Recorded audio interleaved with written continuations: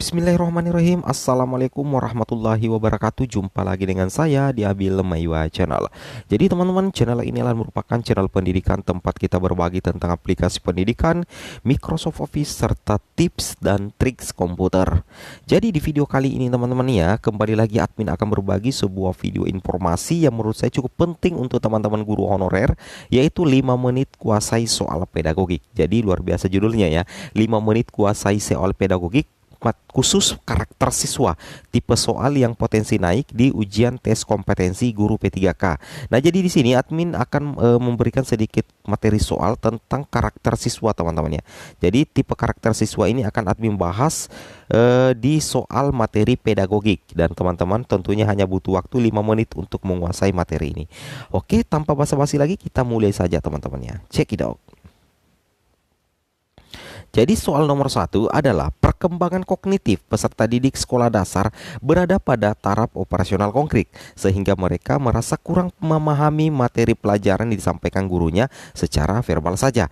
Proses pembelajaran tersebut akan efektif jika disertai dengan menggunakan, nah di sini kata kuncinya apa teman-teman? Kata kuncinya di sini adalah operasional konkret. Artinya benda nyata. Nah, kira-kira jawabannya mana teman-teman? Jawabannya adalah media benda nyata. Seperti itu teman-teman ya. Jawabannya adalah media benda nyata. Oke, seperti itu. Kita lanjut ke soal nomor 2.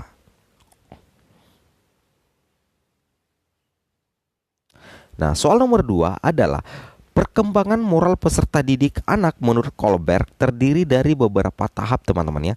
Tahap naive egoistic orientation, yaitu tahap di mana anak menjadi menilai baik buruknya berdasarkan A. ketertiban sosial, B. persetujuan orang lain, C. kontrak imbalan jasa, D. hati nurani, E. akibat perbuatan. Nah, di sini kebetulan admin sudah menyediakan materi-materinya supaya teman-teman bisa memahami arti dari setiap soal yang ada. Jadi teman-teman silakan dibaca dulu, silakan dijawab dulu ya. Saya kasih kesempatan dulu 10 detik ya, 5 detik untuk menjawab soal nomor 2 ini.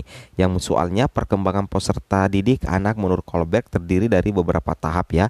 Tahap naive egoistic orientation, yaitu tahap di mana anak menjadi baik buruknya berdasarkan A. ketertiban sosial, B. persetujuan orang lain, C. kontrak imbalan jasa, dan D. hati nurani, E. akibat perbuatan. Jadi teman-teman silakan jawab ya.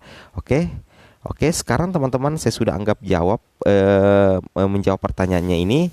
Sekarang admin yang akan menjawabnya ya. Jadi berdasarkan materinya di sini, tepatnya di sini yang di poin apa ya? Di poin A itu tahap 1 prakonvensional. Di sini dibahas bahwa tahap 1 prakonvensional adalah tahap heteronomous morality atau orientasi kepatuhan dan hukuman teman-teman ya. Sedangkan di sini sesuai dengan soal adalah tahap naively egoistic orientation, pada pribadi pertukaran apa untungnya buat saya. Jadi menurut saya jawaban yang cocok dengan ini adalah kontrak imbalan jasa. Seperti itu teman-teman ya. Kontrak imbalan jasa itu yang jauh lebih tepat menurut saya teman-teman ya. Oke. Sekarang kita lanjut ke soal berikutnya. Soal berikutnya adalah Pak Adit, seorang guru SMP 10, ketika melakukan proses pembelajaran menghadapi peserta didik yang berasal dari berbagai latar belakang kondisi keluarga. Ada keluarga mampu, ada yang keluarganya miskin, ada yang orang tuanya menjadi pejabat, ada yang sebagai buruh dan pegawai swasta. Namun Pak Adit memberikan perhatian dan pelayanan yang sama kepada peserta didiknya. Hal ini sebenarnya Pak Adit memperhatikan karakteristik peserta didik terutama. Nah, untuk menjawab soal ini teman-teman ya, teman-teman harus menemukan kata kunci utamanya. Kata kunci utamanya sudah jelas sekali, yaitu ada kata berbagai latar belakang kondisi keluarga ya. Ada latar, kemudian ada yang keluarga mampu, ada yang miskin, ada yang menjadi pejabat, berarti ini kekuasaan ya. Ada yang sebagai buruh, berarti ini berkaitan dengan pekerjaan. Jadi kita harus lihat dulu artinya. Untuk poin A, minat, berarti itu tidak masuk ya. Kultural ini berarti termasuk budaya, sejarah, tradisi, sikap, dan nilai-nilai. Etnik, kelompok yang memiliki warisan budaya yang sama, itu etnik. Sedangkan motivasi itu adalah semangat. Sedangkan yang bagian E ini adalah status sosial, itu dikaitkan dengan pekerjaan, penghasilan, dan kekuasaan. Nah, sebelum admin yang menjawab, saya kasih waktu teman-teman untuk menjawab sekarang. 5, 4 ya, 2, 4, 3, 2, 1. Oke, sekarang teman-teman, saya admin sudah anggap bisa menjawab. Silakan komen di kolom komentar jawabannya, dan admin akan menjawab bahwa jawaban yang tepat di sini adalah ini. Jawabannya adalah status pekerjaan dan penghasilan dan kekuasaan. Itu karena ada kata miskin di sini, teman-teman ya. Ada kata miskin, ada kata latar belakang kondisi keluarga ya. Ada yang menjadi pejabat, berarti itu disesuaikan dengan pekerjaan, penghasilan, dan tentunya kekuasaan. Seperti itu, teman-teman ya. Oke, kita coba lanjut ke informasi soal berikutnya. Soal berikutnya adalah guru A ketika melakukan proses pembelajaran selalu menggunakan media. Kadang memutar video pembelajaran, kadang memutar CD audio, kadang menggunakan poster berwarna agar peserta didiknya memperhatikan dan tertarik terhadap apa yang dibahasnya serta senang mengikuti pelajarannya sehingga hasilnya sangat baik. Pembelajaran dilakukan demikian karena pertimbangan ya. Jadi di sini apa namanya teman-teman ya? Guru ini ketika melakukan pembelajaran itu menggunakan media, teman-teman ya.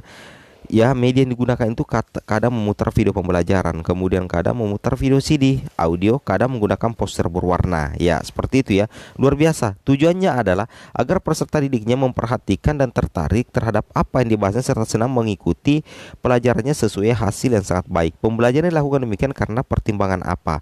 A. Etnik peserta didik, B. Minat peserta didik, C. Gender peserta didik, D. Kultural peserta didik, dan E. Gaya belajar peserta didik. Teman-teman silakan komen dulu di kolom komentar.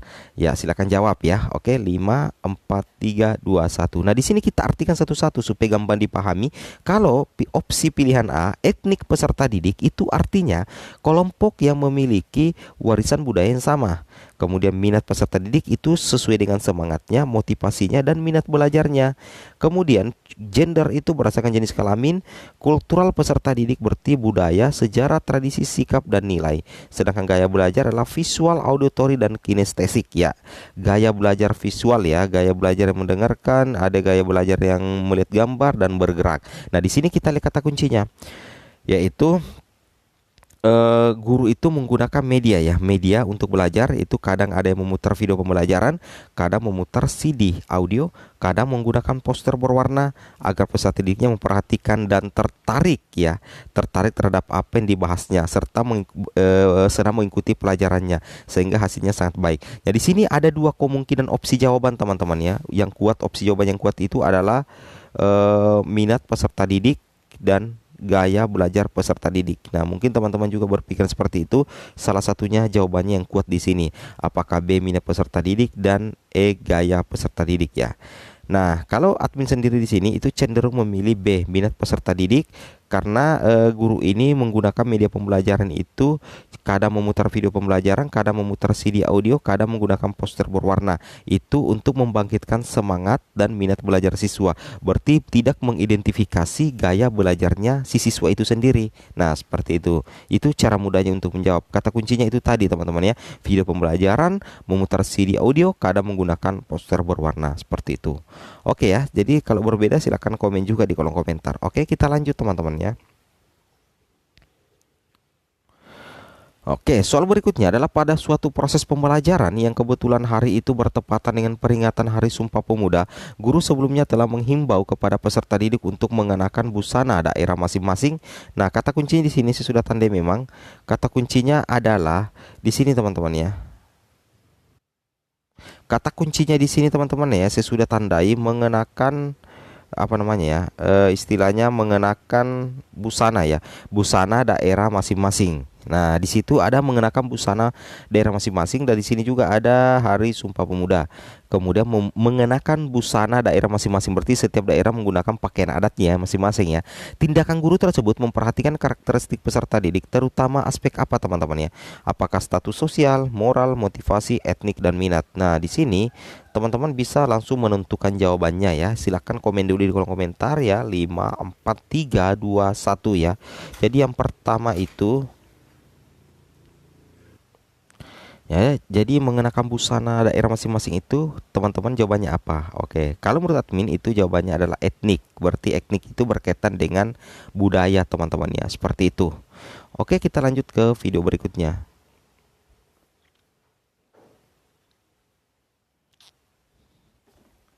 Soal berikutnya adalah pada suatu proses pembelajaran di taman kanak-kanak, peserta didik akan dikembangkan aspek motorik kasarnya. Maka pendidik dapat menugaskan peserta didiknya untuk melakukan kegiatan A. Meronce membuat kalung, B. menjiplak huruf, C. mewarnai pola, D. menendam bola, dan E. memasang puzzle. Jadi di sini admin sudah menyediakan materinya teman-teman ya, agar cepat dipahami. Untuk aspek motorik kasar itu adalah gerak tubuh yang melibatkan otot besar, lari, lompat, menendang, dan lain-lain. Berarti itu semacam gerakan ya.